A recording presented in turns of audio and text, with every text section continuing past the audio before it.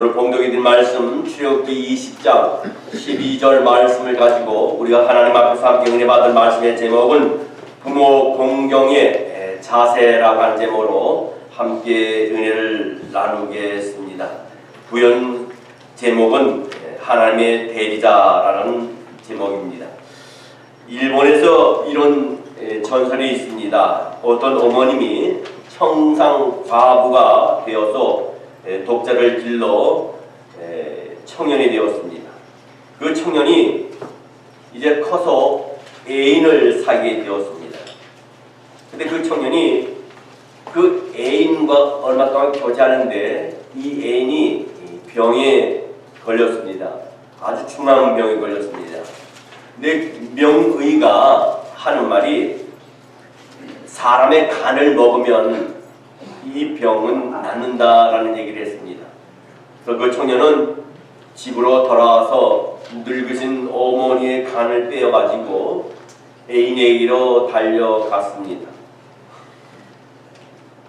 그리고 간을 들고 달려가는 아들을 따라 어머니의 혼이 이렇게 소리를 칩니다. 아들아, 아들아, 천천히 가라. 그러다 넘어질라 하더랍니다.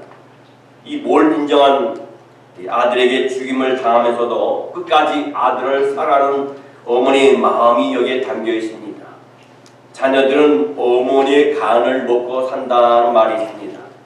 부모님들을 우리는 잘 모셔야 되는데 부모님은 자녀들을 키울 때 애간장을 태우면서 키운다는 말이 있습니다.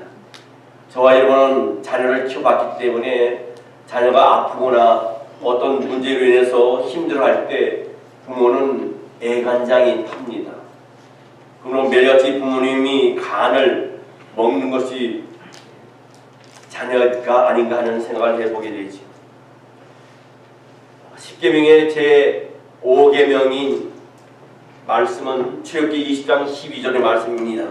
내 부모를 공경하라. 그리하면 너의 하나님 나 여호와가 내게 준 땅에서 내 생명이 길리라 하십니다. 에베소서 6장 1절로 3절 말씀에도 이런 말씀이 있습니다. 자녀들아 너희 부모를 주 안에서 순종하라. 이것이 옳으니라. 내 아버지와 어머니를 공경하라. 이것이 약속 있는 첫 계명이니 이는 내가 잘되고 땅에서 장수하리라 하십니다. 여러분, 효도는 도덕적 계명이기도 하지만은 그보다 앞서서 하나님의 명령인 것을 우리는 명심해야 될 줄 압니다. 이 세상의 것들이 모두 변한다 할지라도 이 말씀은 절대로 변하지 않습니다. 여러분, 마음이 착해서 부모를 공경하는 것이 아니라 하나님을 사랑하기 때문에 그 명령에 우리가 부모를 공경하는 순종을 하는 것입니다. 여러분, 하나님께서 부모를 공경하라고 하시면서 하나님을 사랑하는 첫 열매를 이 계명에서 요구하십니다. 그래서 이 계명은 인간 윤리의 가장 큰 기초가 됩니다. 다른 계명은 거의 하지 말라, 하지 말라, 하지 말라는 말씀이 참 많이 있어요. 그러나 이 계명만은 적극적으로 하라고 명령을 하고 있습니다. 성경은 내 부모를 주 안에서 순종하라, 내 부모를 공경하라고 가르칩니다. 그리고 중요한 것은 이것이 옳으니라 했습니다. 효는 어떤 선이나 공로, 덕이 아니고 가장 기본적인 도리 중에 도리입니다. 10계명은 두 가지 내용으로 구분될 수 있습니다. 첫째는 하나님에게 대한 계명이고, 둘째는 인간에 대한 계명입니다. 하나님께 대한 계명은 뭡니까? 하나님께 대한 계명은 나 외에 다른 신을 섬기지 말라 했으며 우상을 만들어 섬기지 말라 했고 여호와의 이름을 망령되이 일컬지 말라 그랬으며 그 다음 뭐라 했습니까? 안식일을 기억하여 거룩하게 지키라 했습니다. 지난주에 안식일을 기억하여 거룩하게 지키라고 말씀하셨는데 한 가지 뺀 것은 안식일을 기억하여 거룩하게 지키지 않은 자는 구약성경은 돌로 쳐 죽이라고 했습니다. 참 무서운 말입니다. 두 번째로 어떤 말씀이 있습니까? 인간에게 대한 말씀이 있습니다. 인간에게 대한 말씀은 뭡니까? 내 부모를 공경하라. 살인하지 말라. 간음하지 말라. 도둑질하지 말라. 또 뭐랄까? 거짓말하지 말라. 내 이웃을 해하려고 탐내지 말라라는 말씀이 6가지 말씀이 있습니다. 그런데 이 하나님의 명령 중에 네 가지 명령인데 그 네 가지 명령 다음에 오늘 첫 번째 명령이 뭡니까? 내 부모를 공경하라는 말씀입니다. 부모님을 공경하는 것이 하나님을 공경하는 것이라고 할 수 있습니다. 부모님에 대해서 우리가 가질 수 있는 기본적인 자세는 하나님의 대리자라고 하는 것입니다. 여러분, 각 나라마다 뭐가 있습니까? 대사가 있습니다. 그 대사는 누구를 대변합니까? 대한민국을 대변합니다. 대한민국 대통령을 대리합니다. 마찬가지로 부모님은 하나님께서 이 땅에 보내신 자녀들의 대리자라는 겁니다. 하나님께서 나에게 생명을 주실 때 우리 부모님을 통해서 주셨습니다. 아멘. 인격적으로 도덕적으로 그 부모님이 완전하든지 불완전하든지 아니면 나를 교육을 잘 시켰든지 잘 못 시켰든지 그것은 문제가 되지 않는다는 겁니다. 단 한 가지 나를 낳아주셨다고 하는 그 사실 하나만으로 충분히 공경의 대상이 된다고 성경은 분명히 말씀하고 있습니다. 아멘. 그렇게 자기 부모님을 공경하는 것은 곧 하나님으로부터 사랑 자신이 인정받는 것이라 이렇게 생각해야 돼요. 불효 가운데 최고의 불효가 뭔지 압니까? 부모를 무시하는 겁니다. 자기 부모를 멸시하는 겁니다.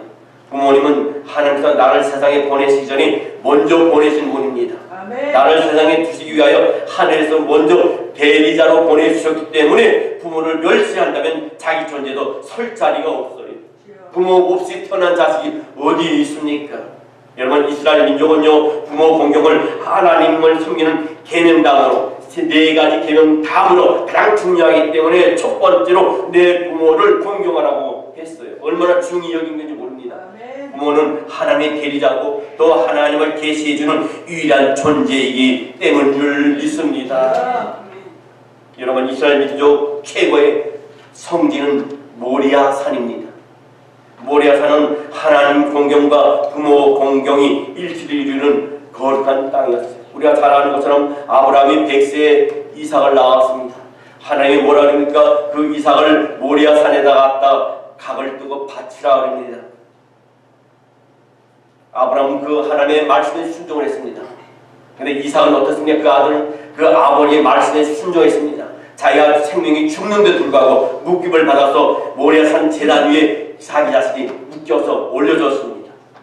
그때 하나님은 아브라함이 하나님을 공경하는 자에게 주는 복을 약속하셨는데 바로 창세기 22장 18절 말씀입니다. 또 너의 씨로 말미암아 천하 만민이 복을 얻으리라. 이는 내가 나의 말을 준행하였음이나 하셨다 하리라 했습니다.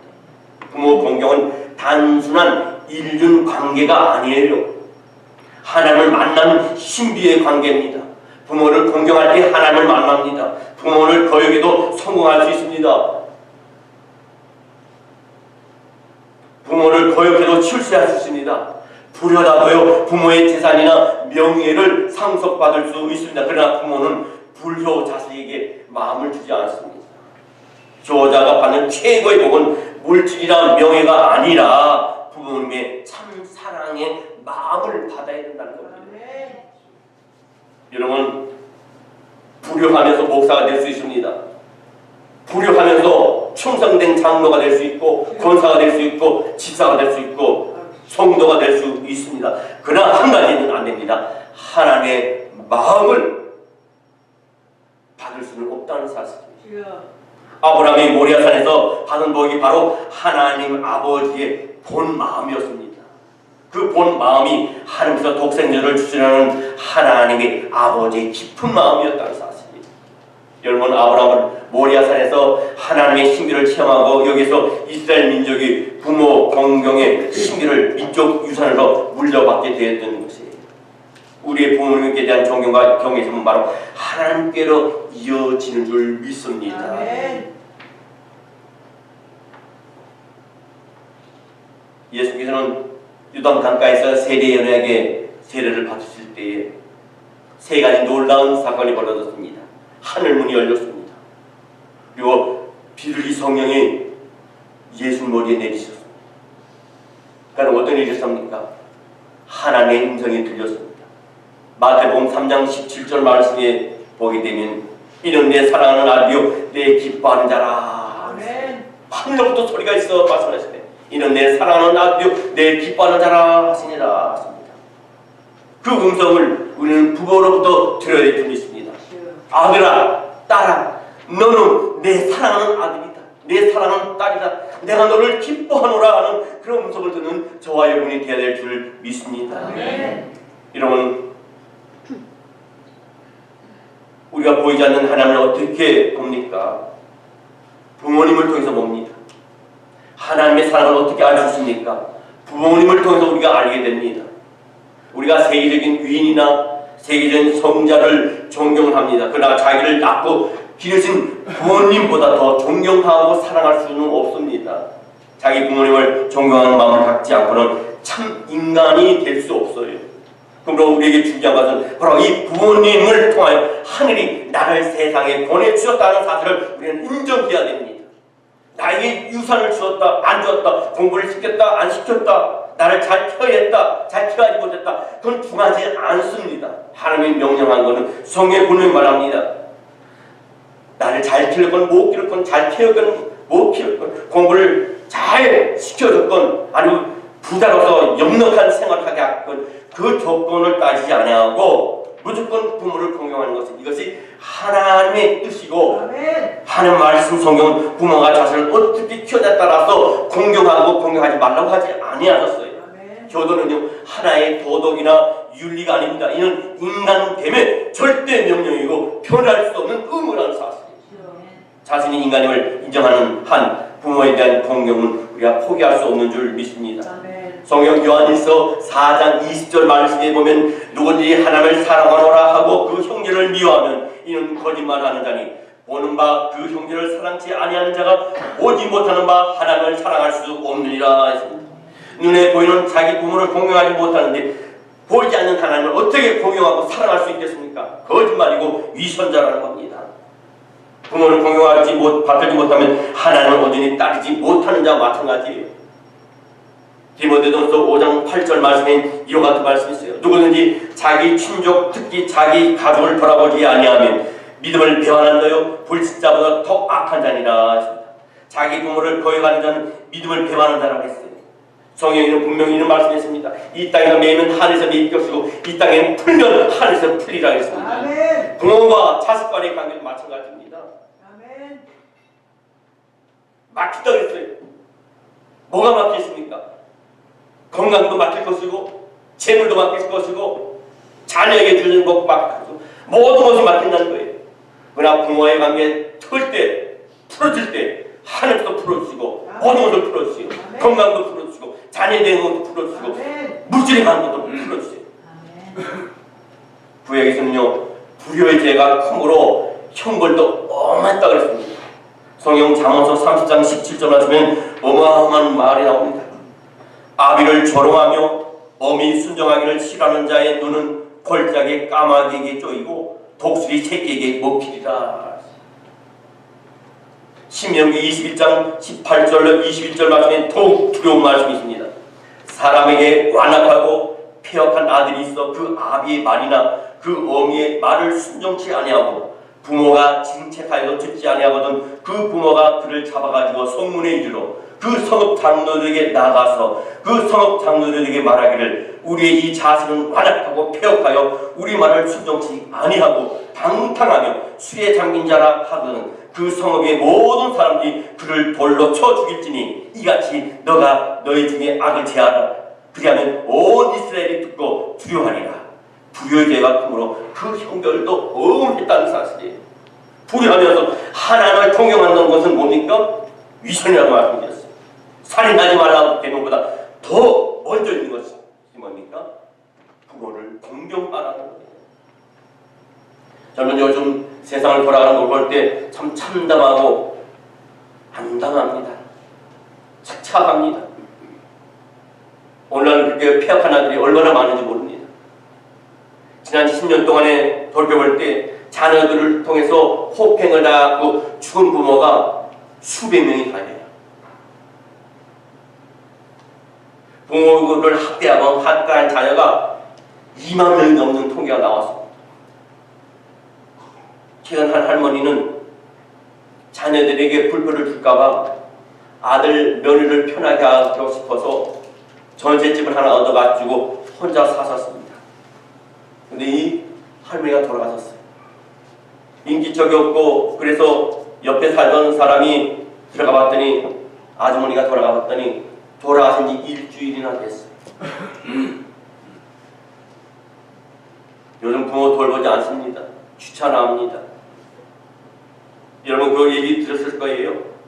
요즘엔요 시어머니가 아들과 며느리 손주들에게 뭐 좀 갖다 주고 싶어서 김치라도 담가서 가면요 집에 가지 못해요. 전화도 못합니다.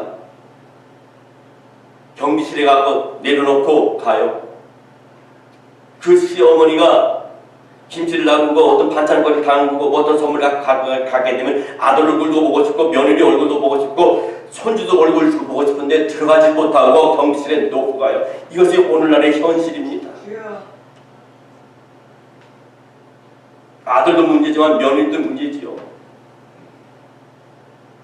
그러나 모든 것이 며느리 말을 듣게 돼 있어요. 아들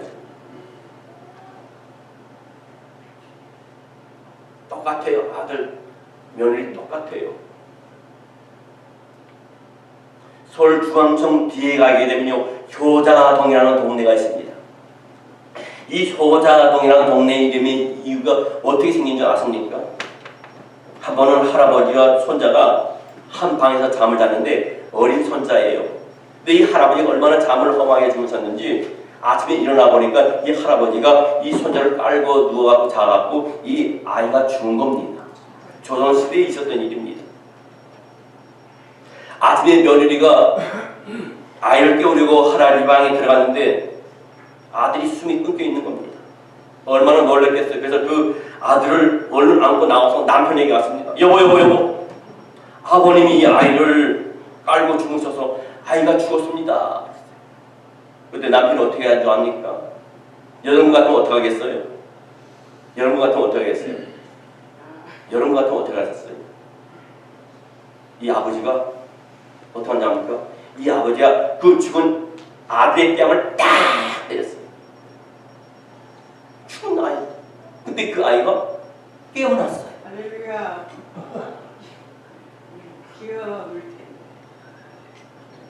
이 얘기가 왕에게까지 전달됐어요. 그리고 이 왕이 그 부모에게 후한 상을 주고 그 동네 이름을 효자동이라 했다는 거예요. 믿음의 사람은 마음이 선하고 착해서 부모를 공경하는 것이 아닙니다. 하나님을 사랑하는 마음 때문에 그 명령에 부모를 순종하라 했기 때문에 순종하는 것이에요. 아멘. 다시 말해서 하나님을 공경하는 첫 열매가 부모 공경이라는 사실이에요. 예수님은요 하나님 아버지의 교훈을 받들어 사셨습니다. 성경 요한복음 6장 38절로 39절 말씀에 보면 내가 하늘로서 내려온 것은 내 뜻을 행하려 함이 아니요 나를 보내신 이의 뜻을 행하려 함이니라. 나를 보내신 이의 뜻은 내게 주신 자 중에 내가 하나도 잃어버리지 아니하고 마지막 날에 다시 살리는 이것이니라. 요한복음 8장 29절 말씀에도 나를 보내신 이가 나와 함께 하시도다. 내가 항상 그의 기뻐하는 일을 행함으로 나를 혼자 두지 아니하셨다 하셨다고 했습니다. 예수는 하나님 아버지의 교훈을 받들어서 사신 분이고 하늘에 내려 하늘에서 내려온 최고의 효자셨어요. 자녀들이 부모를 멸시하고 거역하면 저주를 받게 됩니다. 그러므로 성경은 에베소서 6장 1절로 3절 말씀에 자녀들아 너희 부모를 주 안에서 순종하라 이것이 옳으니라. 내 아버지와 어머니를 공경하라 이것이 약속 있는 첫 계명이니 이는 내가 잘되고 땅에서 장수하리라. 부모님은 하나님의 대리자이십니다. 하나님을 대신하여 생명을 보낸 자시며 하나님의 뜻을 전하는 제사장이라는 겁니다. 그래서 부모는 부모를 공경하는 자에게 너가 땅에서 잘되고 장수하리라 해서 부모 공경은 약속 있는 계명입니다. 아멘. 여러분 저는 지난 토요일날 어제 교회에서 말씀 준비도 하고 다른 거 이렇게 하느라고 갔다가 점심시간이 되어가지고 저희 어머니한테 전화를 드렸어요. 여러분들 아시다시피 2, 3주 동안 알을 쓰면서 16파운드가 17파운드가 빠지셨어요. 이머전스로 2번이나 실려가서 혈압이 200도가 넘고 갑자기 또 그게 내려와서 60도, 80도가 되고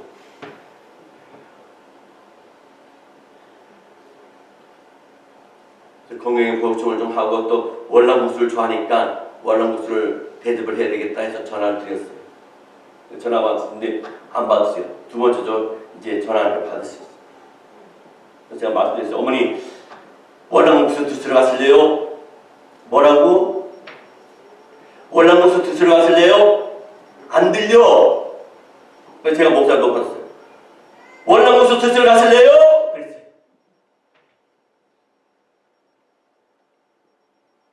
거기 어머님이 마음이 좀 상하셨어요. 목소리가 높아지잖아요. 그래서 카톡이 왔어요. 너도 늙어봐라.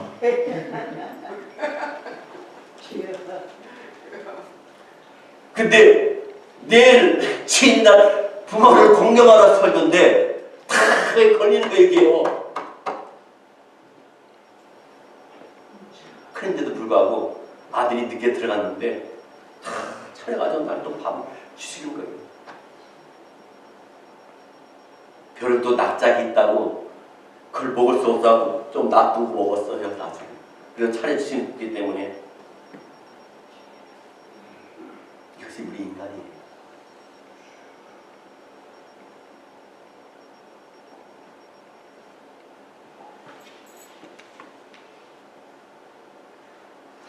부모는 늙으면 귀가 멀 수도 있고 손이 떨리기도 하고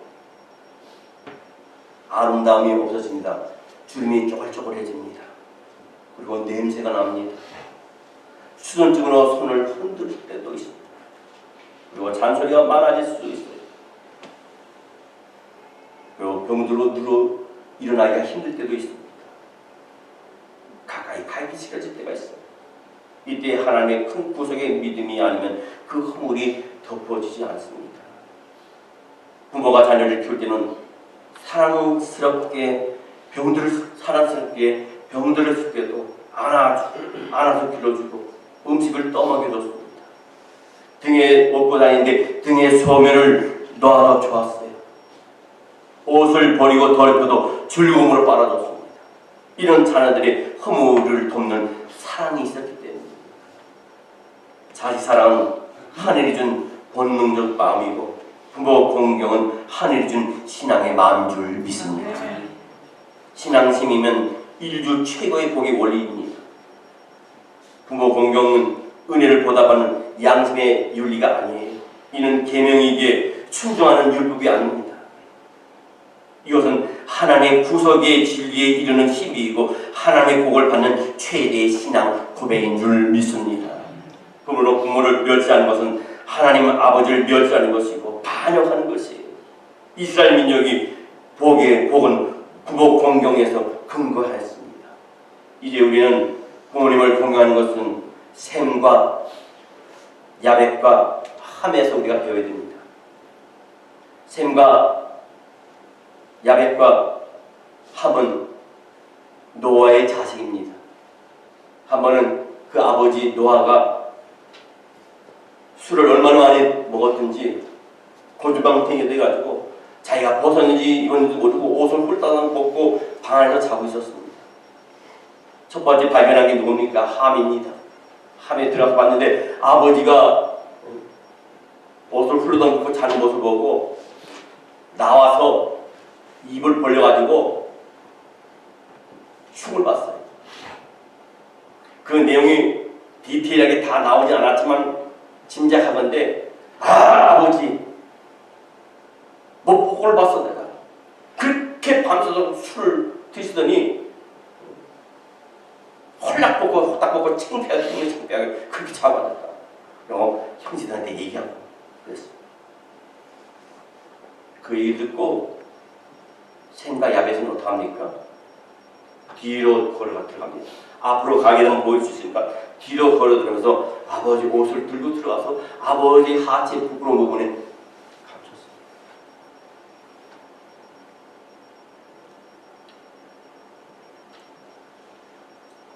덮어드렸어요. 덮었다는 말은 뭡니까? 죄와 허물을 가렸다는 깊은 의미를 내포하고 있습니다. 그것은 구속의 신비를 알리는 것이에요. 그들이 노아의 옷을 어떻게 걸치고 뒷걸음쳐서 들어가 뒤로 던져 아버지 하체를 가렸다는 것은 인간의 본능은 눈으로 보고자 하는 마음이 있고 앞으로 나가자는 마음이 있었지만 저들은 뒤로 갔으며 그 허물을 직접 보려고 하지 않았습니다. 자기 눈으로 보지 않고 뒷걸음쳤던 거예요.